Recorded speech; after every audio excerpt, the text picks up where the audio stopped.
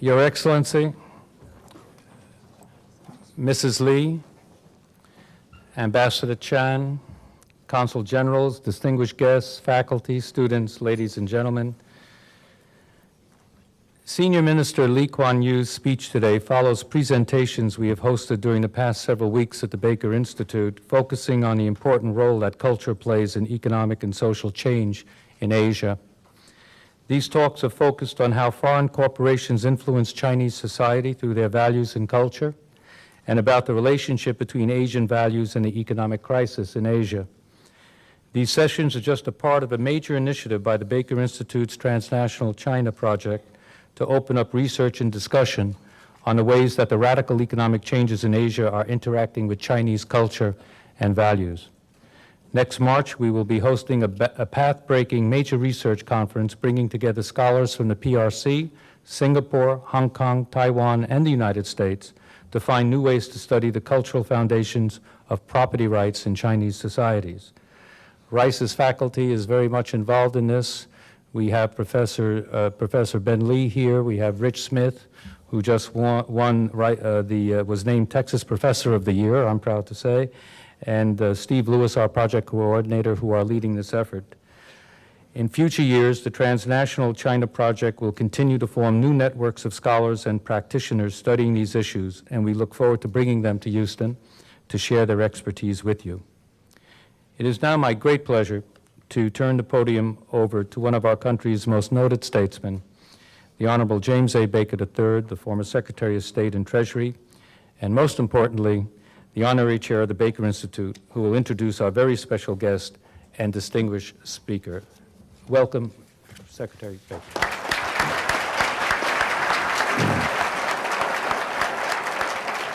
Thank you very much, Ed. Ladies and gentlemen, it's my rare privilege today and distinct honor to introduce to you that rare individual who during this era of relentless hype truly, I think, deserves to be called a living legend. Lee Kuan Yew is quite literally the father of his country, first ushering Singapore into independence, and then over the course of 30 years providing the leadership that raised it from a remote colonial outpost to one of the most emulated societies in the world today. He is also the creator of a model, a free market model of educated workers and energetic entrepreneurs, criticized by many for years but ultimately triumphant, and today the standard by which countries around the world judge their own performance and indeed even that of their neighbors.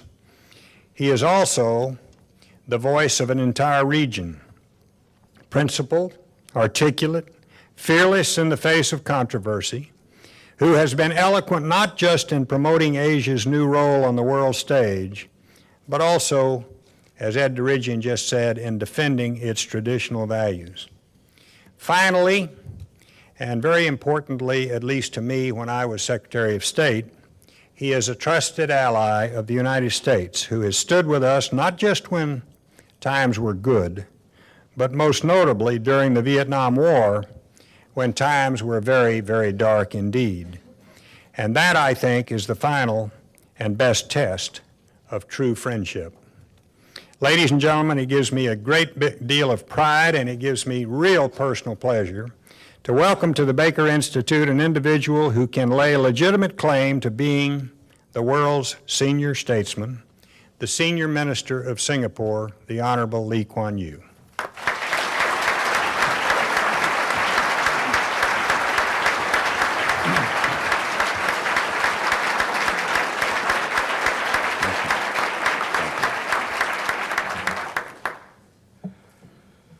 The Honorable Mr. James Baker, Ambassador Dirigian, ladies and gentlemen, I had read of Houston. It was a faraway place. I never knew that I would find myself in Houston speaking at the Baker Institute. But as part of this ever-shrinking world, I first came across Texans when they came out to Singapore as oilmen looking for oil wells in the 1960s, and they based themselves in Singapore. Then they started building oil rigs in Singapore rather than towing them out from Houston. Then they brought in Compaq, Texas Instruments, and a whole new relationship opened up, and you're one of our most important trading partners, the state of Texas. I have had the privilege and the honor of knowing your distinguished Secretary of State since 1980, when he was President Reagan's Chief of Staff, and then Secretary of the Treasury, and then Secretary of State. I'm very pleased, privileged, and honored to be invited to speak at his institute. I've chosen as my subject something very topical, and I hope to give it a slightly different slant, or slightly different, approach it from a slightly different angle from that which you have read about in the press. In the press, you have heard how bribery, corruption, collusion, nepotism has brought this about. Yes, it has. It's contributed to aggravating the damage.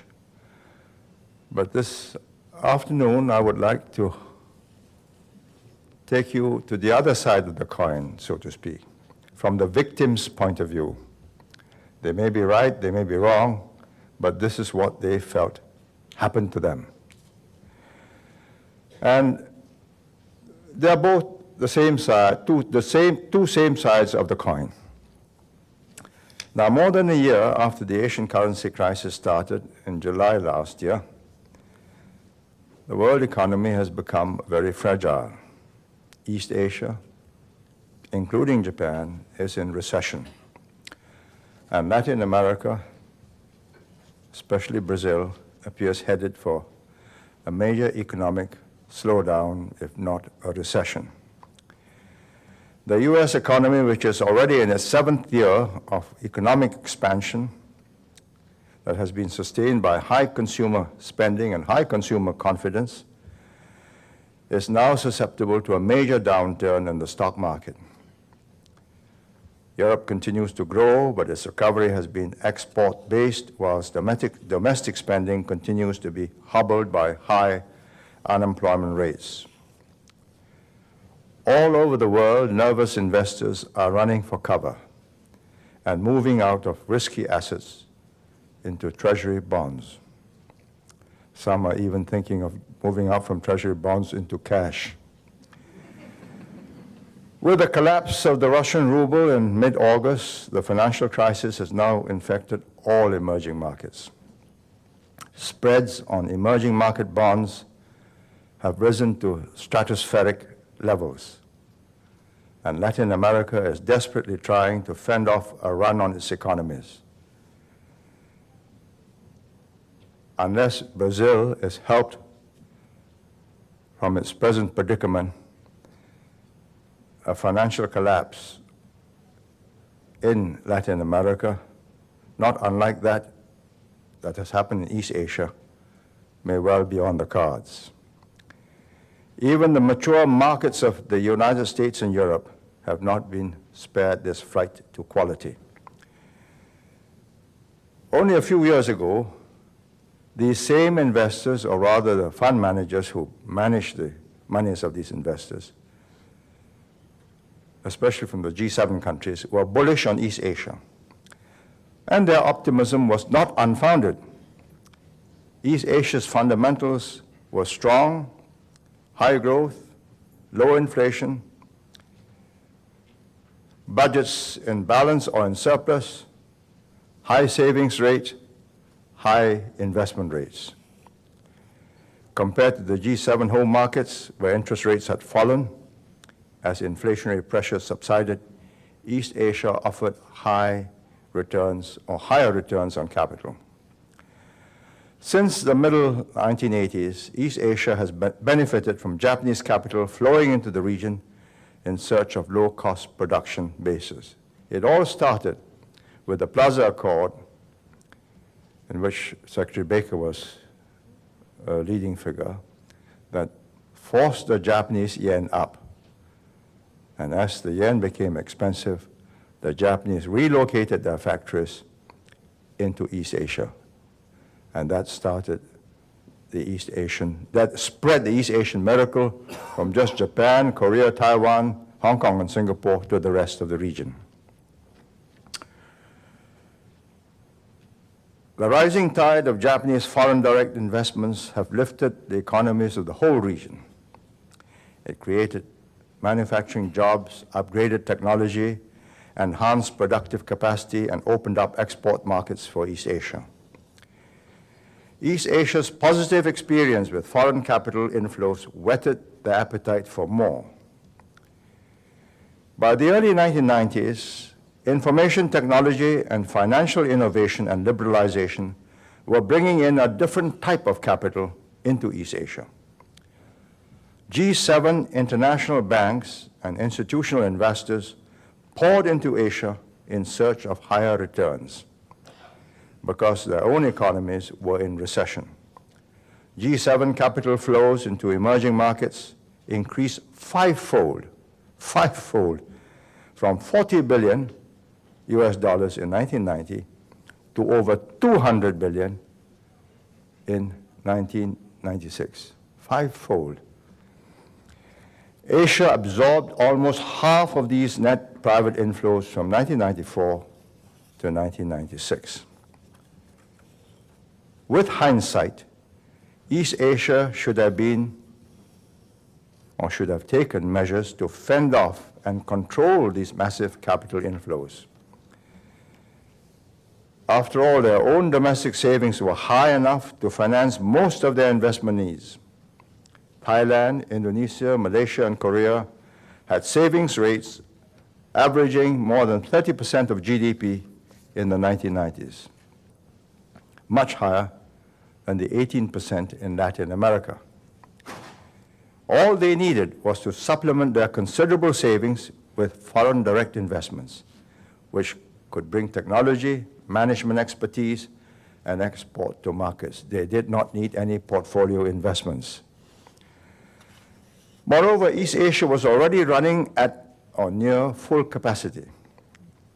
Growing current account deficits in the mid-1990s and declining unemployment rates were clear signs of overheating. They did not need the extra boost from large short-term capital inflows. What they needed was the opposite, to slow down and cool their economies while they built up their productive capacity and strengthened their institutional framework to manage the problems of integrating with the global financial market. Unfortunately, they were encouraged by multilateral institutions like WTO, World Trade Organization, the IMF, the World Bank, and the finance ministers of the G7 countries to open up their capital accounts and liberalize their financial systems in order, as they were told, to reap the full benefits from a globally efficient allocation of capital. These countries had foreign exchange controls. In other words, no open capital accounts. They had weak banking systems, poor banking supervisions. They had unorthodox practices, but they were making 6, 8, 10% growth, probably 2 or 3% wasted as a result of unorthodox methods of doing business, but still making those high rates of growth. Now, analysts from these international institutions and rating agencies, both the US and EU, assured them that the strong macroeconomic fundamentals meant negligible risk from further liberalization of their capital accounts. On their side, these countries found the prospect of easy access to cheap foreign funds irresistible. So between 1990 and 1994, first Thailand undertook 3 rounds of foreign exchange control liberalization. essentially removing most controls on capital inflows, leaving some restrictions on outflows. They had a Bangkok International Banking Facility, established originally to promote Bangkok as an offshore banking center. Instead, it became a channel for offshore funds into Thailand, which led to their undoing. Indonesia had opened up its capital account in the early 1970s when the international capital markets were not as sophisticated. But it was only in the 1990s that domestic corporations and banks began tapping international capital markets in a big way, and they removed their foreign exchange controls.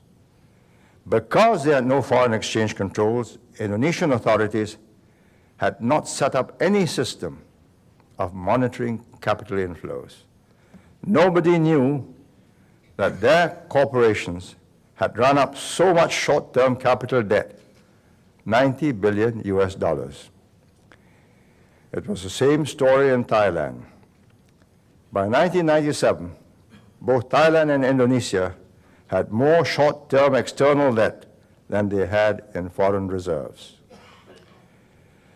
Now, Korea had a more nationalistic industrial policy, maintaining tight capital control right up to the 1990s. It came under international pressure to liberalize. It also wanted to become a full graduate member of the developed world, to join the OECD. And as part of the qualification for joining the OECD in 1996, it accelerated the liberalization of its capital account, and ironically, Korea eased controls on short-term capital to permit external borrowing by Korean banks, including greater access to trade credit, but kept controls on medium and long-term capital to protect its industries. It did exactly the wrong thing, allowed short-term capital in and blocked long-term investments on the industries out. And this made for a rapid buildup of short-term external bank debt, leading to the November 1997 crisis. Domestic corporations in Thailand, Indonesia, and Korea borrowed from abroad because interest rates on the US dollar were much lower than their own domestic interest rates. This led to a massive increase in external debt. Many of these companies made the fundamental mistake of borrowing short-term for long-term projects. They could not have done so with such impunity if their capital accounts had not been opened. Their governments also did not appreciate the moral hazard problem of pegging their exchange rates when they no longer had restriction on capital flows. For those who are not familiar with the financial markets, may I say, moral hazard means that when a government, in this case, when a government has more or less by practice pegged its exchange rate to the US dollar for several years, it led its entrepreneurs, its corporates, managers to believe that that is the rate at which they can borrow and they will later be able to repay. And that was when the trouble started, because when they had to repay, that wasn't the exchange rate. This led their private corporations to believe the stable exchange rates were their government's guarantee that there would be no currency exchange risk. So they borrowed in US dollars, assuming that exchange rates would remain more or less the same when the time for repayment came. As a result, they did not hedge their foreign exchange exposure. Funds in international capital markets were deceptively cheap, only because the true risks were not fully priced in. If these countries had floating exchange rates, borrowers would have been more aware of the risk they carried of a possible depreciation against the benefit of lower interest rates. And foreign lenders would not have been so confident the borrower could repay if exchange rates were subject to sudden collapse. Thailand, Indonesia, and other East Asian countries would have been better off if their capital accounts had been liberalized more gradually, in tandem with the strength of their financial systems and institutional capability. At a minimum, they needed a system to monitor, to check, and control the flow of short-term speculative funds, and to ensure that the maturity of the debts and investments were properly matched. As it was, large amounts of short-term funds flowed in to finance long-term investments. A significant proportion went into asset markets, stocks and properties, office blocks and condominiums, because they were already overinvested.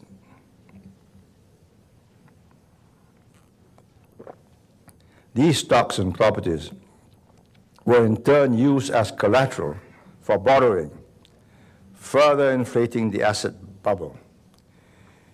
It is widely accepted that free trade in goods and services, where countries specialize in producing what they have comparative advantage in, and gain by trading what they produce beyond their needs, produces efficiency gains. And G7 countries were right to advocate trade liberalization.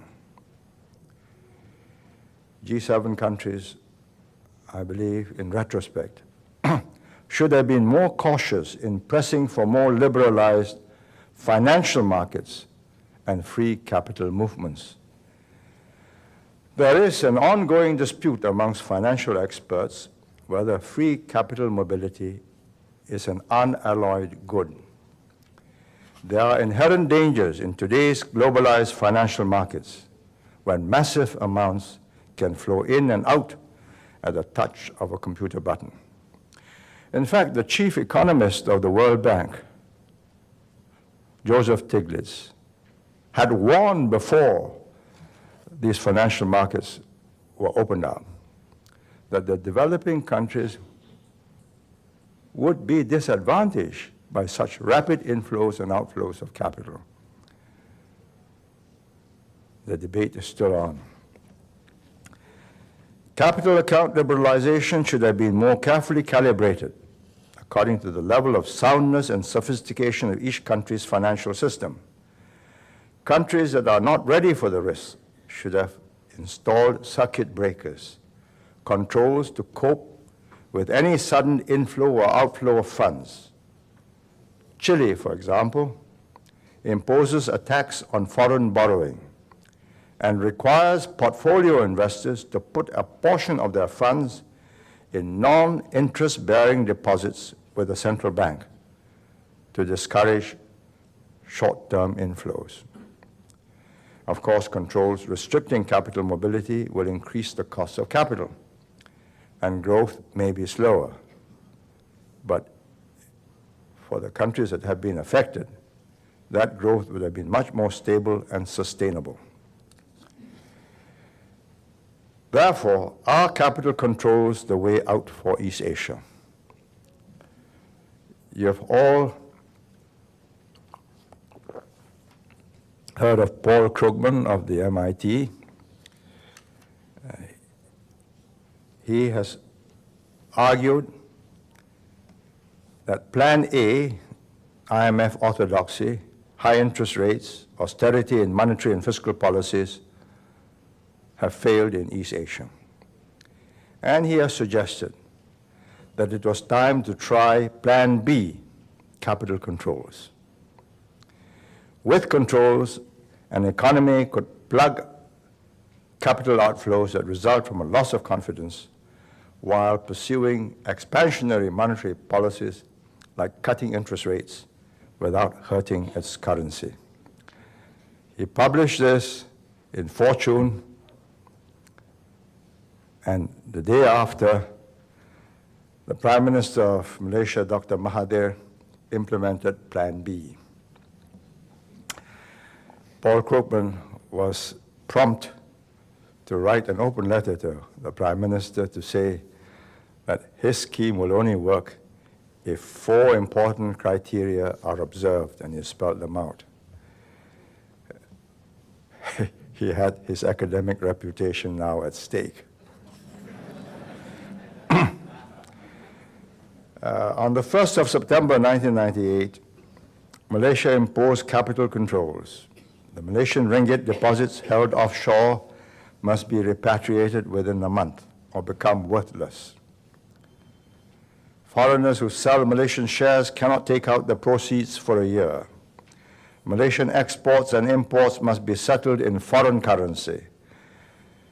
The Malaysian ringgit was fixed at 3.8 to the dollar, a 10% premium to the traded rate before controls. Malaysia's capital controls can offer a temporary window of opportunity to stimulate and reform its economy. The government has sharply lowered interest rates, reduced bank reserve requirements, and instructed banks to maintain their lending growth at 8%. However, excessive expansion in domestic demand could lead to a deterioration of their trade balance, a loss of foreign reserves, and capital flight. Capital controls provide the opportunity to carry out banking reform and corporate restructuring without the pressures of a volatile currency that has to be propped up by high interest rates. Again, I repeat, experts are not in agreement about the merits of capital control, and a growing view is that regulations over short-term capital flows can be useful in shielding developing countries against the volatility of capital flows in today's globalized financial market. However, comprehensive controls are administratively cumbersome and can lead to corruption, and they can induce a false sense of security and result in loose economic policy and weak financial discipline. Open economies like Singapore cannot afford to consider capital controls. It will irrevocably damage our reputation as an international banking center. No country in the region, however, can insulate itself from the effects of the financial turmoil. Singapore has suffered from the fallout. Tourism from Korea, Japan, Southeast Asia has declined, and our exports and imports with the region has fallen. But we have escaped the brunt of the crisis because we have maintained tight macroeconomic discipline and constant vigilance over our banking system. As a result, our interest rates were lower than US dollar interest rates, and Singapore companies had little reason to borrow in US dollars. Our banks were strong and well supervised, but nevertheless, Moody's, S&P's, Fitch, IBCA has downgraded them from 3As to 2As because they are exposed both in Indonesia and Malaysia to a tune of some $30 to $40 billion. Thus, although our financial system is better protected than our neighbors and have enabled us to weather the crisis better, we have not been able to get away unscathed. Question now is, what can be done? The crisis has caused heavy losses to investors, but what was a tragedy for the countries was really the devastation it has caused to the lives of their people.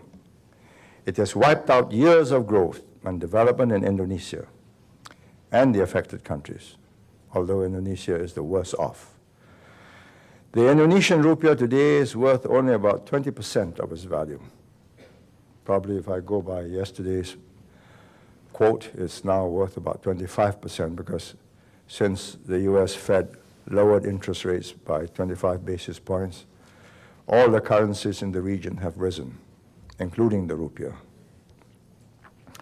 So if the US interest rates trend downwards, then our recovery may well be made easier. In time, investor confidence should return, What we saw in East Asia in the past 30 years was not a mirage. Strong growth in the export industries has transformed what was formerly agricultural societies into industrial societies. The East Asian values of hard work, sacrifice for the future, respect for education and learning, and an entrepreneurial spirit, they are the underlying strengths which will see these countries through their crisis and help them regain their former dynamism. In these decades of development, these countries have acquired the infrastructure, the technology, the management skills that will survive the crisis. The rankings of East Asian countries in international surveys of economic competitiveness have dropped, as they must. But they remain ahead of their other developing regions and transitional economies. For example, 1998 World Competitiveness Yearbook by IMD in Lausanne puts Singapore, Hong Kong, and Taiwan still within the top 10 countries in the world where, if I can quote them, enterprises are managed in an innovative, profitable, and responsible manner. The crisis has shown East Asia's areas of improvement, but the development base built up in the last 3 decades are still in place and will help a speedy recovery once the new conditions are favorable. The pace of recovery will depend on the way individual countries reform their economies. For those under IMF programs, international investors will be watching closely for their compliance with IMF prescriptions. The IMF may have made some mistakes through lack of experience with the type of problems faced by East Asia, because their experience has been Latin America. It has been learning. The IMF has been modifying its prescriptions. In any case, IMF endorsement of the economic programs of a distressed country is essential to restore investor confidence. With or without IMF help, these countries will have to build up their financial system and the supporting legal framework. Banks will have to be recapitalized, some merged into stronger entities and sold to foreigners, others allowed to go bankrupt.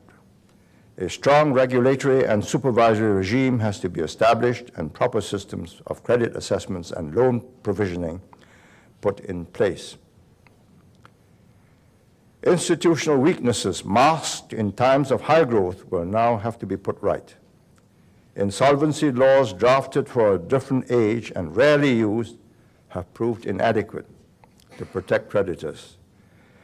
Indonesia and Thailand have passed new bankruptcy laws, and they now have to follow through with the implementation. Transparency in corporate accounts and the protection of minority shareholders, which were ignored when share prices were rising, have now become issues of importance.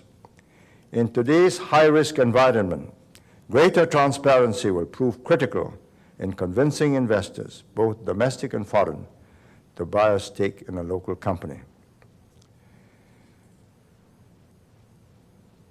So long as these structural reforms are in place, these crisis-stricken countries will be able to cope with the social and political consequences of the deepening economic crisis. Unemployment is rising, companies are falling under the burden of high debt and poor business conditions. They need to turn their economies around, and they cannot do so without foreign assistance. Hence, the US, Japan, and the EU can and must play their part in facilitating the recovery of the affected economies. But as long as Japan, Asia's largest economy, remains depressed, the whole region will be hobbled. Since 1986, Japan has been the prime mover of the industrialization of the region.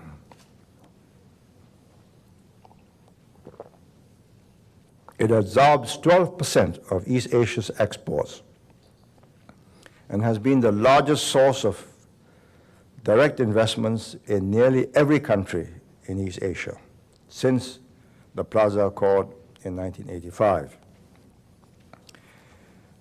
To be fair, Japan has also been generous in response to the Asian crisis. It has carried the biggest share of the IMF rescue packages in Korea, Indonesia, and Thailand, and they have been forthcoming with humanitarian aid. Japan has also announced during the IMF meeting in Washington this September of a new initiative of $30 billion to help the affected countries of East Asia raise funds in the international capital market. But the best contribution Japan can make is to get its own economy moving again. It is the export powerhouse of Asia and a net creditor nation. Japan's financial problems, the bad debts of its banking sector, were not the result of excessive borrowing from abroad. They were homemade. With political will, it can cut the knot of domestic bad debt and begin its recovery. Finally, the role of the U.S. The United States has a strategic stake in East Asia's recovery. U.S. exports more to East Asia, including Japan, than it does to Europe. In 1997, exports to East Asia accounted for 28% of total U.S. exports. The West Coast states of California, Washington, and Oregon sell more than half of their exports to Asia. Among the 50 states, Texas is the fourth largest exporter to Asia. Texas' principal sectors that export to Asia include chemicals, electronics, industrial machinery, and computers. Beyond this commercial interest, however, the U.S. has worked hard to craft and establish the present world economic order based on free market principles. The U.S. must take the lead in managing this crisis. Charles Kindleberger, in his History of the Great Depression, published in 1973, pointed to a leadership crisis in the industrial nations as the main cause of the economic depression. The First World War had produced a power shift from Britain to the United States. Because the United States was unwilling to assume responsibility for stabilizing the world economy, there was a leadership vacuum.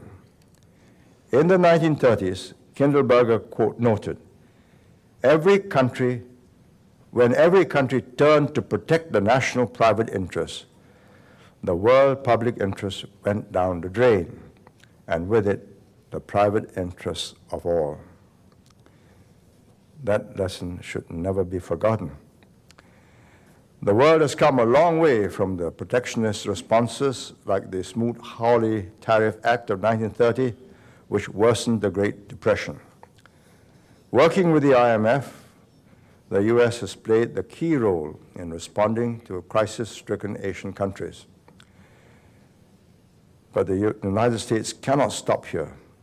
President Clinton has recently said that the financial crisis is the biggest challenge to the world economy in the last 50 years. I believe he is right. In the coming months, the United States must have to take a strong leadership and work with the other major countries in Europe and Japan to address the immediate problems thrown up by this crisis.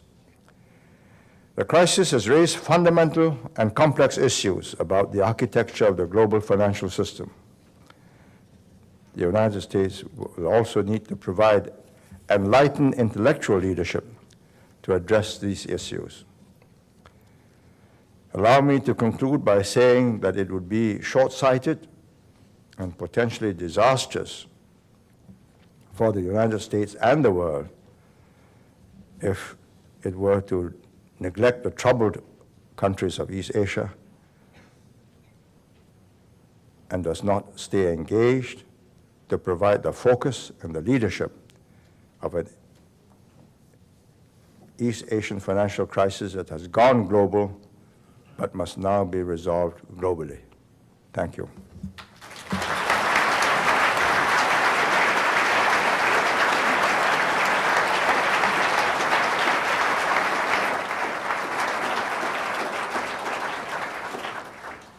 Thank you very much, Mr. Senior Minister.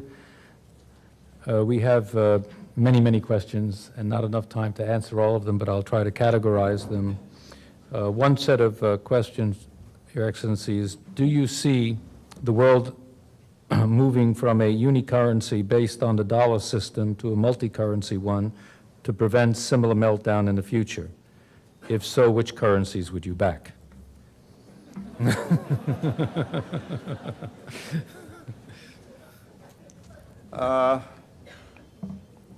I don't think the meltdown is caused because most of the reserves of the central banks of other countries is in the US dollar. I think the meltdown is because countries opened up their capital accounts before they were prepared to handle the sudden inflows and outflows of capital. But to answer the question whether or not the euro will cause more stability or instability, I would say the question is still too early to answer. It could well be that the euro, in spite of all the skeptics of 11 countries with marching to 11 drummers suddenly having to march to one drummer, whether they can keep in step. But the political will should not be underrated. It could well be that some of the lesser countries may not be able to keep up, but I think the core countries, Germany, France, Benelux, maybe even Italy, they are determined for political reasons to stay together. Now, if they do, and they can maintain the euro as a stable currency, then I believe in 5 years, many of the reserves of foreign central banks will move and diversify, probably 1/3 to the euro, and if it still continues to grow and solidify itself in the market after 10 years, maybe it could become equal to the dollar. But that's something very much in the future. Mr. Minister, with the potential backlash against free market capitalism by the populace of populations and against international interventionism, can Asian markets possibly continue to move towards more open free market standards or full financial disclosure and currency flows? Well, we are at a very interesting stage. I've described to you in very rounded and bland terms what is now an acute comparison between two systems. One IMF-based orthodoxy being amended to meet the needs of East Asia, which is somewhat different from Latin America, and the unorthodox, or even as Dr. Mahathir himself has said, the heretical view. He's closed his market, he's going to do it and solve it his own way. Now, if at the end of another 2 years,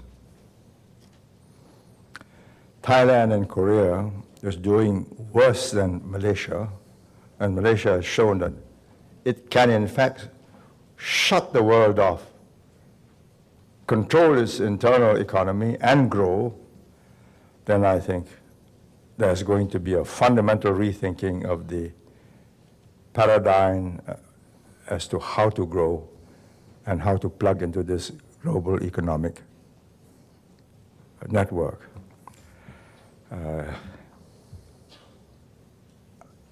I tend to be more orthodox in my approach.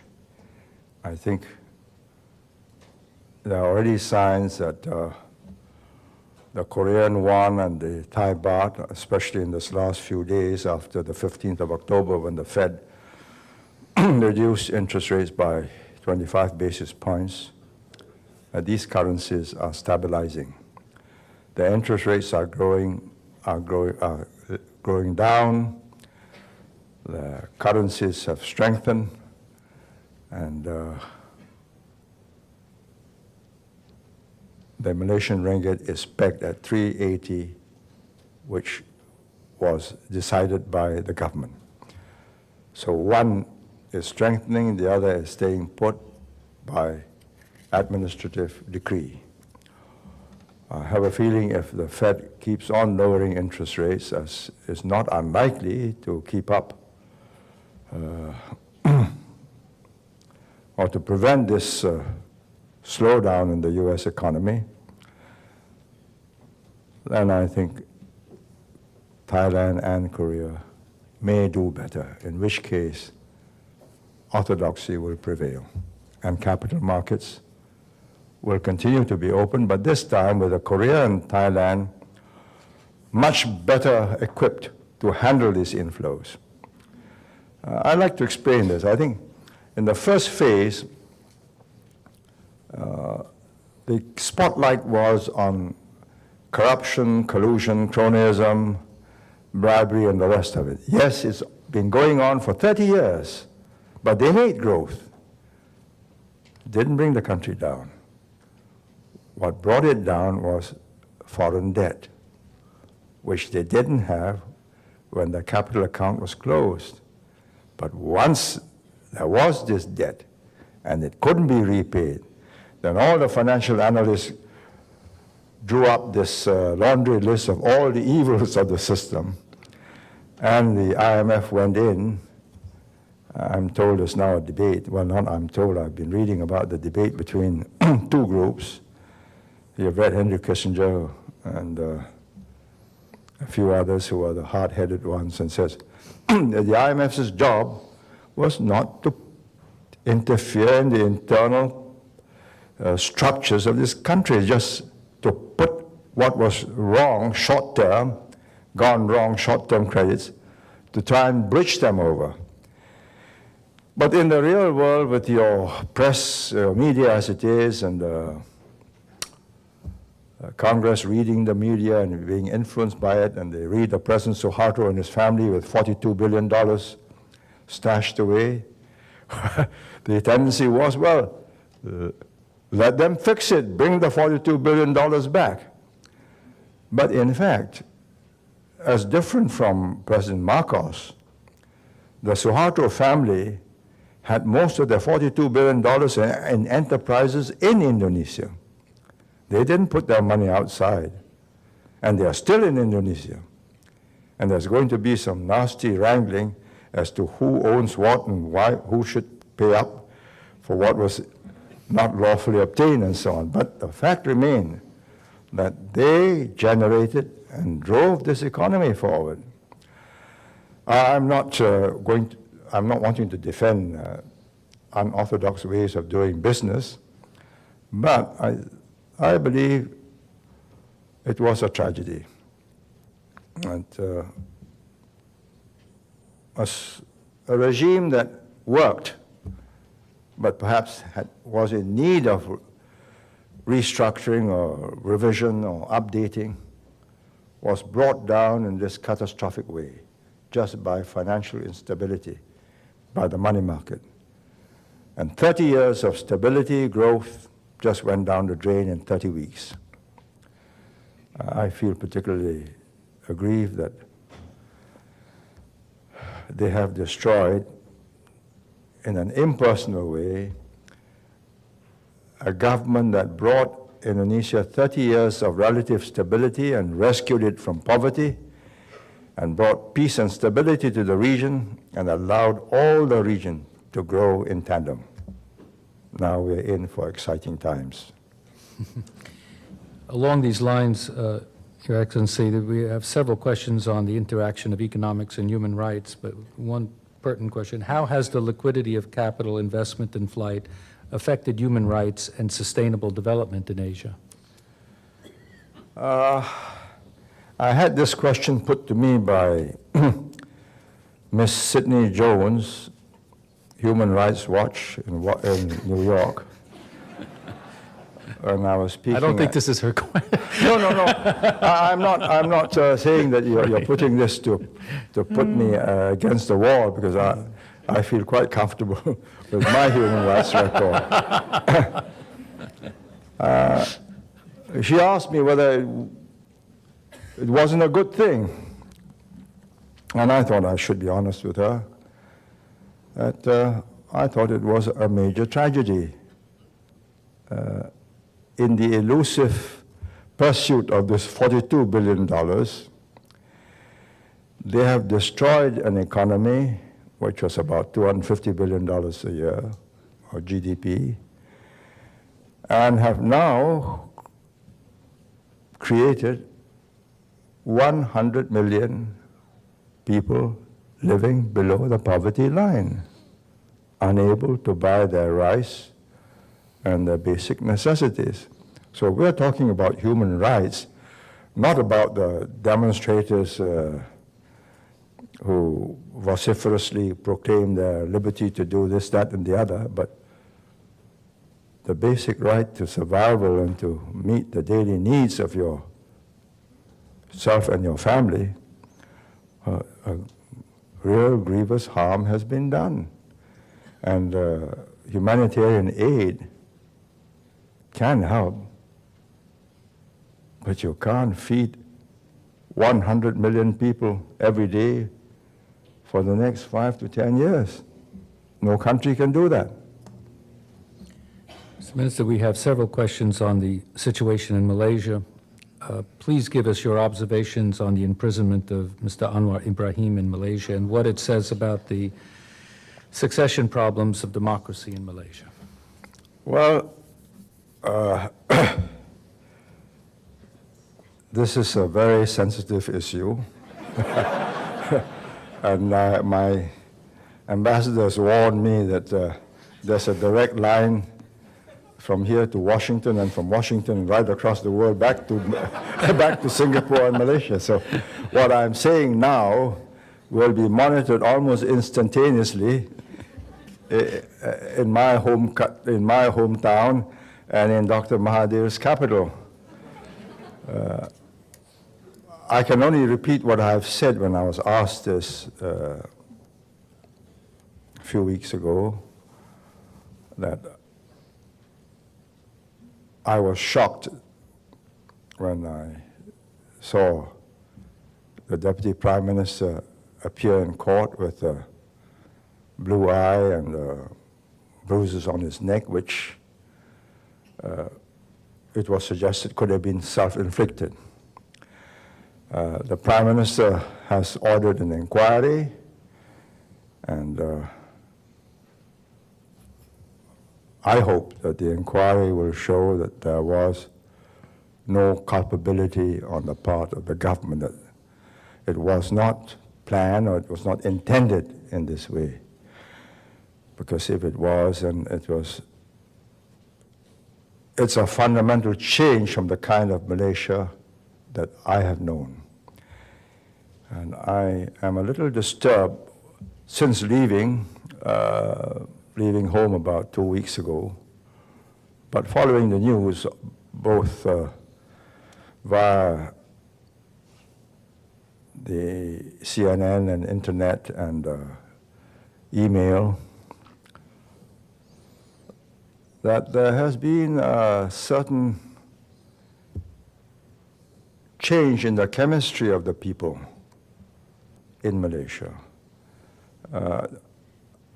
For 20, 30 years, it has not known demonstrations in the streets. Yes, there have been protests. Yes, there have been banners. Yes, there have been letters to the press. It's very different from Indonesia. It's got a basis of firm British institutions which they have kept up. Now, in spite of the law saying that you will not demonstrate without a permit, which would have been obeyed in the old days, 10,000 men and women gathered in the city center after going to a mosque to pray on a Friday. So I have a feeling that unless this issue is cleared up and people are satisfied that no grievous wrongdoing has been committed, it would be a very troublesome situation, because Malaysians have somehow been troubled by what they saw as unacceptable methods of dealing with a deputy prime minister who disagreed with his prime minister. I think we will have to await the outcome of the inquiry, and when the report is made known, then either the dust will settle or there could be more problems. I'm hoping the dust will settle. Mr. Minister, if you will accept this small token of our appreciation for coming and speaking to us, which we're very honored, but if you promise you'll give this to Mrs. Lee. Thank you very much. Thank you very much. Thank you.